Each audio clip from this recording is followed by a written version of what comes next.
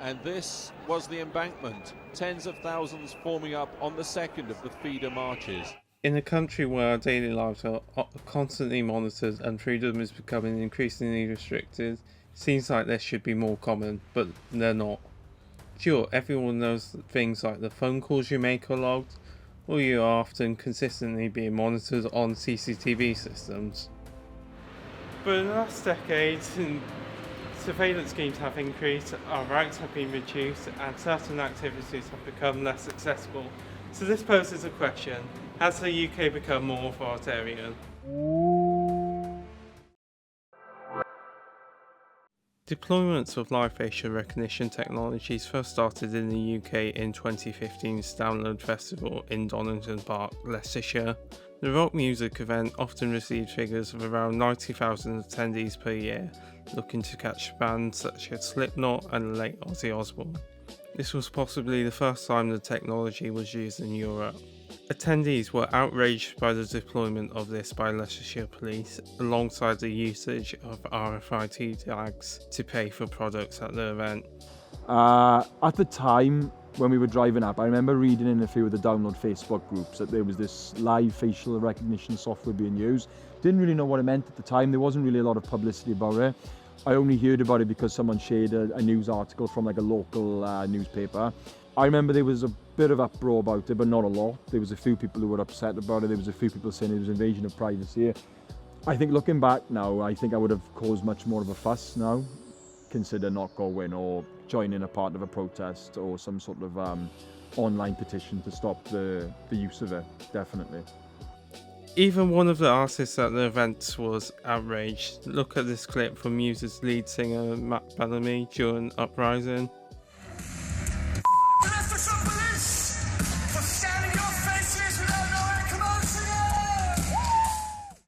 Since then, despite the massive amount of criticism, over 10 police forces have used the technology in the last 10 years.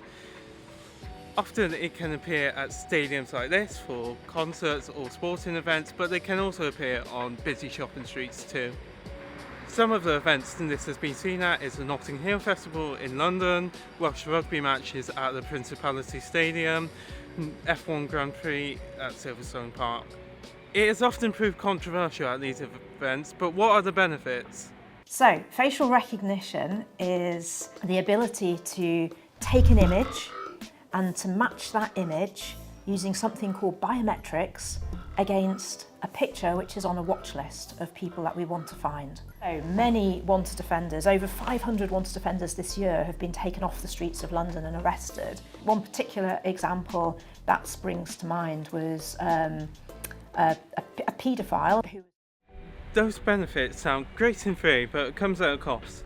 Deployments of facial recognition systems are known for biases on race or sex, and in a legal case in the Court of Appeal in 2020 of a case by an individual against South Wales Police, greater care needs to be taken to make sure these systems avoid biases. In the same case, it was also found to violate human rights and data protection laws. Initial deployments can also be incredibly inaccurate, as shown by SWP's own data and the fact that the first arrest made through LFR was 2 years after it was first deployed by a police force in May 2017. Other than police forces, we have also seen an increase in deployment in shops. Come to a shop like this and you'll likely be scanned through a privately owned company's facial recognition system. Shops like Home Bargains, Sports Direct and Farm Foods all make use of the technology to keep out unwanted shoppers. But the list of stores utilising it is climbing. Shops like Sainsbury's, Asda and Iton all are running trials of it at the moment. While the intentions are good for it for now, who knows how long until we'll see something like this from Minority Report. John Anderton, you could use a Guinness right about now. Stressed out, John Anderton. If you've watched the news at some point in the past few years, you've probably come across incidents caused by controversial climate action protesters like this. Everyday life disrupted, missing connections. You probably wouldn't want to get caught up in that, would you? You might have noticed less from these groups though, as the law aims to tackle tactics that these groups use. These include tunnelling and locking onto others/buildings. Oh, and they also include disrupting roads like this as an offence. Sure, it's less likely to ruin your day if there were no disruption on the roads, but at the same time, disruption is what we need to cause change. If I was standing on the side of the pavement like this, you're not going to pay as much attention to me compared to when I'd be in the middle of the road.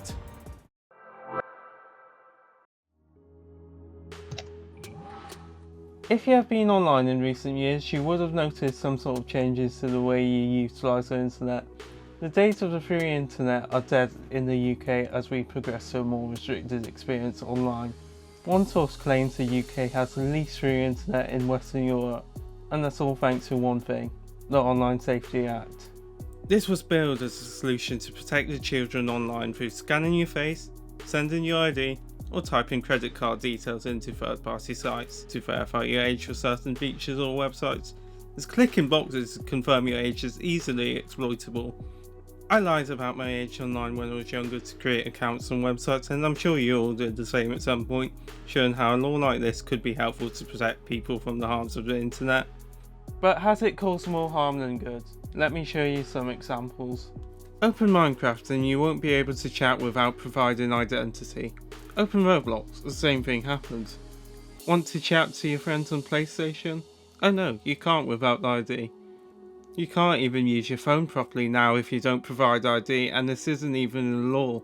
There's a countless list of websites which now have restrictions in the name of protecting the children. You can argue it's a good thing in some cases. For example, Roblox has had an issue for years with predators on the platform and games that aren't quite appropriate to be there. But then, we are seeing another thing. These systems just aren't effective. Roblox's face age estimation system is on average 1.4 years inaccurate for people under the age of 18, and they also claim that children hand over their devices to parents in order to play as an adult. Additionally, KID recently had an issue where users could use a website to guarantee being verified as an adult.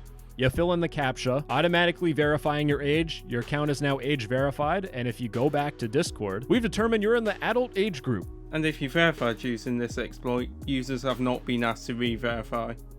So does this actually protect the children? I'm skeptical, and you are too. In a survey conducted for this documentary, 83% questioned how effective it is. Some of our respondents mentioned vital resources for teenagers being restricted, alongside anger that services that they have the legal right to use were restricted. Since late last year, if you claim a benefit like employment and support allowance, universal credit and pension credit, the Department of Work and Pensions can monitor people's banking activity. All banks have to comply with this, and every action is monitored. Every transaction you make and every transfer you make if you're claiming one of these.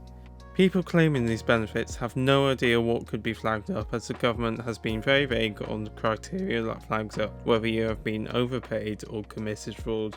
All we have is being abroad for too long or having too much savings as listed examples. Those four measures are far from the only ones to disrupt everyday life. We also have stuff like this.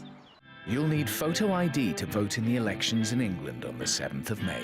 Apple says that it can no longer offer its most advanced security for users in the UK after the government asked for the right to see files that are hidden behind the tech giant's encryption tool. We start here in the UK on an issue that's divided the country over the last few decades.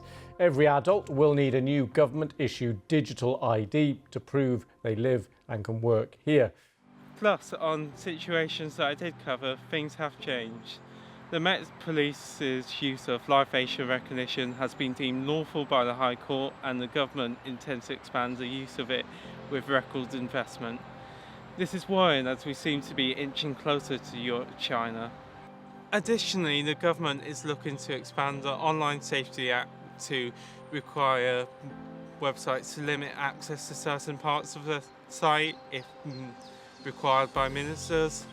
We do not know whether this will happen yet, but it is worrying to me.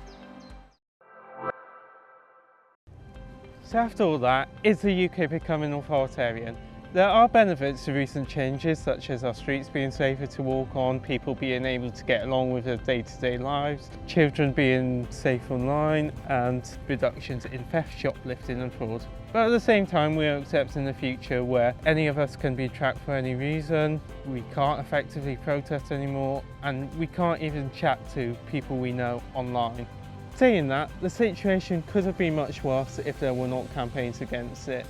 Like facial recognition could have been more prevalent if it wasn't for Liberty and their prejudice challenging SWP's deployment of it.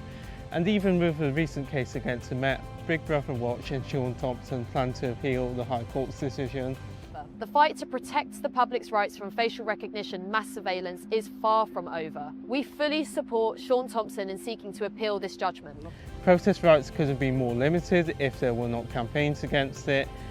And the government initially wanted to spy on the bank accounts of anyone receiving benefits and their activity on online marketplaces without any suspicion of fraud. But this was thankfully reversed thanks to the work of Big Brother Watch.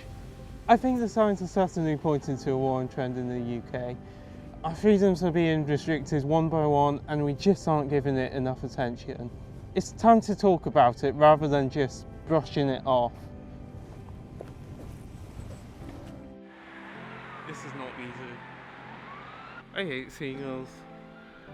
I've filmed so many times.